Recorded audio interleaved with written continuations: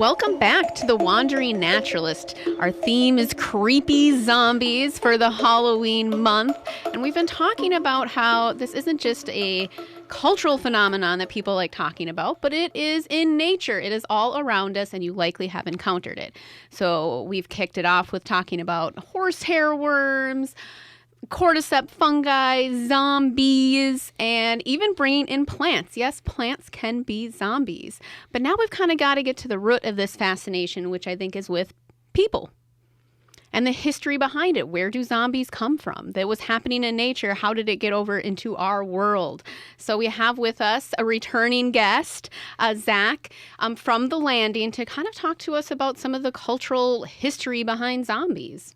So welcome. Excellent. Thanks for having me. Glad to be here. Can you talk a little bit about what you do at The Landing, or what The Landing is for in Three Rivers Park District? Yeah, certainly. So The Landing is one of our parks in the Three Rivers Park District, and we primarily focus on history and cultural heritage at this park. So my job is a cultural heritage interpreter, and so like a naturalist interpreter, I educate, but I educate also about the environment, but really about how humans have interacted with the environment, that human history element of this long human history of people living in the Minnesota River Valley for thousands of years. So zombies have a long cultural history, but it's very different than what Hollywood portrays, I imagine. Mm-hmm. So can you tell us some of the differences between a Hollywood zombie and a historic zombie?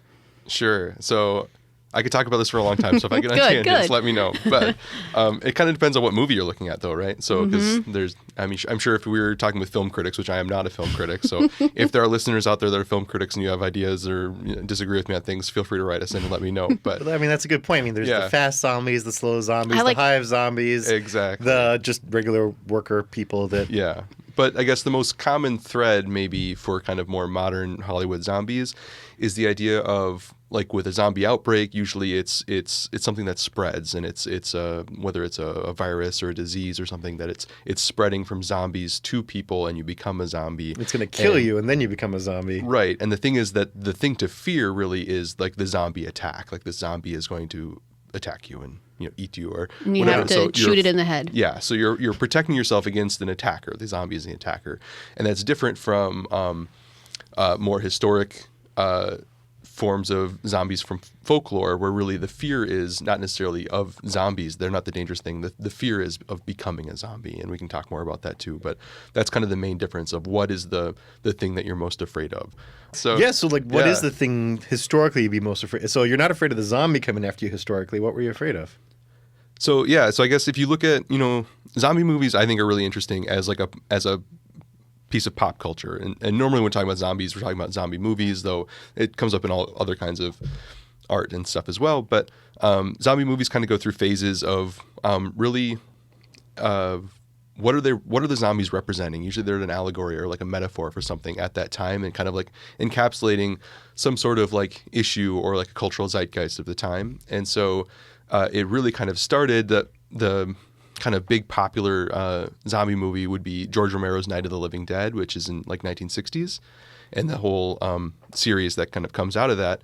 But really it's that idea of that there are zombies taking over, even though he didn't really originally call them zombies, called them ghouls. But which is a good historical term. Yeah. It's also a good term for a lot of role-playing games. Yeah, definitely. So. And so the idea that these zombies are taking over, there's an outbreak, it's spreading between people, and it really kind of gets equated with like consumerism and American culture at the time, and also includes some social justice and like civil rights issues as well within the movies.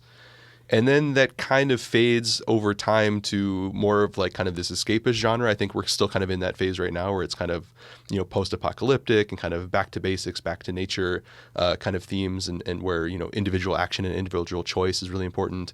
But if you go back to really the first zombie movie in a way, which is White Zombie. From the 1930s. Yeah, 1932. And it really has more of that historic basis of zombies from folklore, particularly Haitian folklore. And so like voodoo type stuff.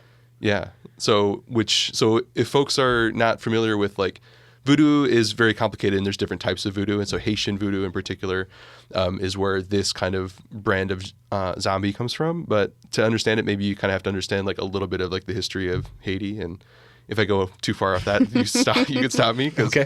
So, Haiti is an island in the Caribbean, and so was very central to the sugar trade, and was a big focal point for the West African slave trade. And so Haiti, as being one part of the island of Hispaniola, was a French colony, and so France was bringing in huge numbers of West African slaves to work on these sugar plantations, and it's backbreaking, deadly work, really horrifying conditions, and these West African slaves brought over, a lot of their own culture and kind of formed this really a syncretic religion, which is kind of pieces of different religions and different folklores, and into what we now call Haitian voodoo. And it has many parts of it where there are spirits or loas, and one part of it which isn't really central to the voodoo religion per se. It's sort of like the antithesis of it, but is sort of like kind of dark traditions or kind of evil. And so one of those would be like the Bokor, which is like a witch doctor. Mm-hmm. And these are the people who make zombies. They create zombies. So and they're it's not kind of like they wouldn't be accepted by general practitioners of the Haitian voodoo. They would be kind of like the evil outcasts. Exactly. Okay. So within voodoo, so at historical like Haitian voodoo traditions and modern ones as well, that there's more of like a priest that's sort of central to practicing this religion. And so this is not that. This is something else. It's something separate, something They've more kind of evil. got to the dark side. Yes, exactly. And so they, and depending on which tradition you follow, but have different ways of producing or creating a zombie. And really the idea of becoming a zombie, the idea also is that, this work of working as a slave on these plantations, which is so awful, the most awful thing that you could imagine is not death, but to have to do this forever. Be stuck. So yeah, that's the original zombie in Haitian folklore is whether it was being created through a Bokor or if it was if you died and didn't go to an afterlife, which for them was West Africa, going back to Guinea. The alternative would be dying and being resurrected as a zombie, and then having to work on these plantations for eternity, that you're doing this awful work as sort of this drudgery of this hardship for eternity. And so that was really the fear, was becoming a zombie and having this be your eternity rather than a better afterlife. And so it wasn't necessarily that you feared other zombies, you feared becoming a zombie yourself. The zombies weren't going to become flesh-eating monsters that ate other people. It was just going to become, you had even less autonomy than the little you may have had. Yeah. Which was like pretty much none in the first place. Yes. And you'd have to continue this forever. So the fear of zombieism then is not really the fear of zombies. It's fear of colonialism, and it's fear of slavery. And so that's where that really manifests through that. And then that kind of enters American pop culture through the 1932 White Zombie movie, where that's sort of the foundation of that. So the original idea behind zombies then kind of started with this Haitian voodoo belief. Mm-hmm. And then Hollywood kind of took it, and as Hollywood does, it's morphed over time Ran with into it. what we have today. Yeah, certainly. And then we took it and glorified it with violence and all other sorts of glitzy, glammy stuff. Yeah, it's really taken on, again, kind of a life of itself and changed over time, kind of depending. I think the zombie genre, because it is really kind of its own subgenre of horror now, is like really incredible in how it kind of just serves a purpose at the time for whatever kind of anxieties or cultural zeitgeist of the time. And so at the time in 1932, it was really at a time when people were really interested in exploring cultures from all over the world. And so the White Zombie movie was really inspired by a 1929 book called The Magic Island by William Seabrook, and he was sort of a travel writer, and he was an occultist who was really interested in traditions and the occult of people all over the world. And so he traveled to Haiti to explore that, and it was that was kind of easy at the time. There's a lot of Haitian pop culture or Haitian traditions and culture entering American pop culture at the time, because at the time the United States was occupying Haiti. And so he travels there and writes a book about it, and really just one chapter has to do with zombies, but that kind of gets picked up and run with and inspires this movie in 1932. And then that kind of serves the basis for all of Hollywood movies since then. So even though George Romero, he kind of really popularized the zombie movie later on, but this is, more than 30 years after White Zombie and really wasn't the inspiration. He was really more inspired by I Am Legend, which is like a 1950s story. Yeah, and that And almost turned seemed into more a movie. like vampires in that book than zombies. Yeah. Like it was like a hybrid vampire zombie in I Am Legend, which is fascinating. But that's what inspired him, huh? And so, interesting. So there was the word zombie that had been floating around, but then I Am Legend kind of came about, and that's what inspired our modern day zombies more. But we got the name from this other religion been there, and now we have what we have today. Yeah. Huh. Well, it was interesting because I was doing some reading too, and a lot of it does seem like it has historical, like archaeology roots as well too. I was reading something about like the Mayans and how there was some speculation. There's probably different theories of how their colony kind of collapsed, and they said they found like grave sites where the bodies appeared to be like rocks placed on them. And so they couldn't tell if that maybe had, like, did they think they were going to come back alive? Did they have some belief, religion or otherwise, of living dead things coming back, so they would put rocks on them? And then I was reading, too, think about gravestones. Like the tombstones we have on our grave sites, where does that come from? And so I was reading an article that talks about there's links to that as well, that it started with piling rocks on top of grave sites because people were worried of coming back as a zombie. And so that's why they put the rocks on, so that they couldn't get out. Yeah, I think that's... And I was just like, what? I think it's just something that kind of encapsulates really a very real human anxiety throughout history, because you see that popping up in other cultures. I've seen it in like Greek tragedies and things as well, where they're talking about people coming back from the dead to That's what eat the living. Halloween is about. Oh, yeah. It's you're appeasing the dead spirits so that they don't come and mess with you. And then even I've seen that often too in the literature on Haitian voodoo and Haitian zombies, that again, kind of, they would often bury people like by roads, so it was like a visible place, so you could see like if it was happening. And they even touch on that. That's like in the opening of White Zombie, where they're driving in to visit a plantation and they see people like working and burying people right by the road, and kind of they explain why you would do that. So I'm a little curious too. Are there any cultural connections between Minnesota and zombies?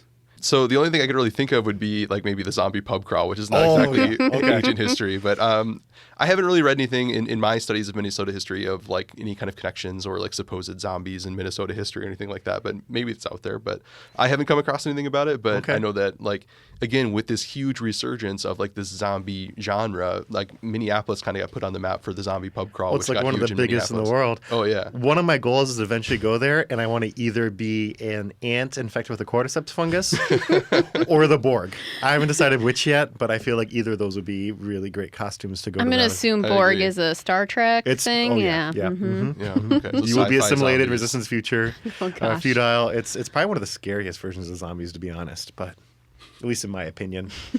So one of those two costumes, maybe someday I'll get there. Maybe our listeners could dress up as that and send us photos. That would be pretty cool. That would be awesome. Well, thank you so much for coming and kind of talking to us a little bit about this history of zombies and where the original idea came from. It's always really kind of cool to see where something that is such a huge part of our culture nowadays, how it originally started. Thank you.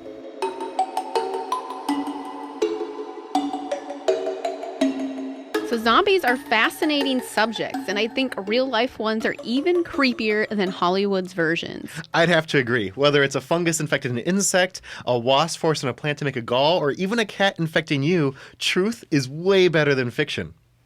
Now, it should be noted, with the exception of cats, none of these things can hurt you. And even with the cats, evidence is just starting to come forward that toxoplasma can affect us. It's really, again, more of that correlation rather than causation. So don't go get rid of all your cats. But it is something really cool to think about. And I don't know, it just amazes me to think that something like that can affect us. Yeah, despite being creepy and might seem a little scary, these things all play an important role in the ecosystem, helping to keep the population of creatures from overreaching their carrying capacity. And a lot of these things are helping with things like decomposition, keeping our environment kind of clean and recycled so everyone can utilize all those resources. Well, I know that there are some scientists who think without cordyceps fungus keeping army ants in check in the rainforest, army ants would just overrun everything. So they're an important part of that biological control. So, they're creepy, but they're also useful. So whether it's a parasite infecting animals, plant zombies that Dan shared with us, or the historical zombies we learned about from the landing staff and from Zach, zombies are real and they are fascinating. So go outside, look for them, see what you can find, and then help us solve some of our little arguments we had. Write to us on Facebook. Are zombies, B-E-E-S, really zombies or not? Let us know what you think. Does the daughter count as a zombie or a vampire? We kind of want to know. And if you go to the zombie pub crawl dressed as a cordyceps fungus or as the Borg, We're please gonna send know. us pictures. We're gonna know that that's from listening to our podcast. Send us pictures of it. We hope you enjoyed our special October edition of The Wandering Naturalist. Thank you to our special guests, Evie and AJ, Dan Comerford, and Zach Mohlis. We were excited to have you on. Thanks to Tom Nisley for arranging our guests, Laura Gerald for getting all of the natural sounds for us. Next month, we discuss how different animals survive the winter. But in the meantime, if you have questions, comments, ideas for future topics, you can contact us at wanderingnaturalist@threeriversparks.org or go to our Facebook page, The Wandering Naturalist Podcast of Three Rivers Park District. So thank you all for listening, and we will see you all next month.